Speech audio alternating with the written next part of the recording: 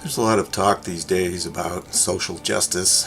A lot of collectivists and statists like to use that term when they're complaining about some particular policy or attitudes of the public.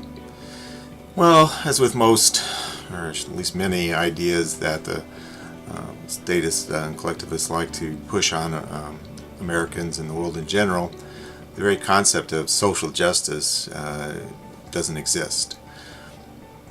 They are trying to put everyone together into some group or other and claim that the group somehow is having its rights violated. But rights or justice only apply to individuals. And we can talk about human rights. That just refers to, in reality, the kind of rights that any individual human being has. There's no humanity rights. Humanity does not exist as a thing, only as a concept, as a way to group together all individual people. It's sad in today's society that we even need to use the word individual when we talk about rights, since rights in and of themselves, again, can only apply to a single specific person.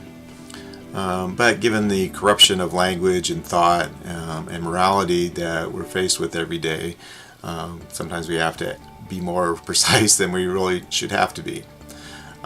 Social justice is a way of lumping people together, ignoring the actions and ideas of specific individuals and trying to create an equality that doesn't exist. If someone has accomplished X or Y, then that individual should be rewarded for that particular activity, assuming that it's a positive activity. If what he or she has done is negative or destructive, then he or she alone should be the one that's punished.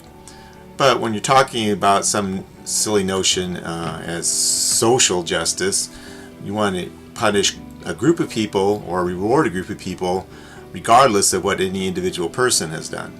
And that's simply wrong. It's a corruption of language, a corruption of rights, a corruption of morality. If you have any respect at all for people, for individual autonomy, you will do away with the use of any such notion.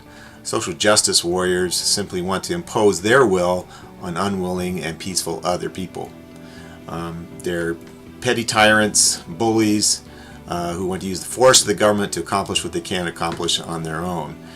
Often maybe because what they're doing is so immoral that they try and hide behind the faceless visage of a group that they try and identify with, whether that's women, minorities, blacks, gays, whatever.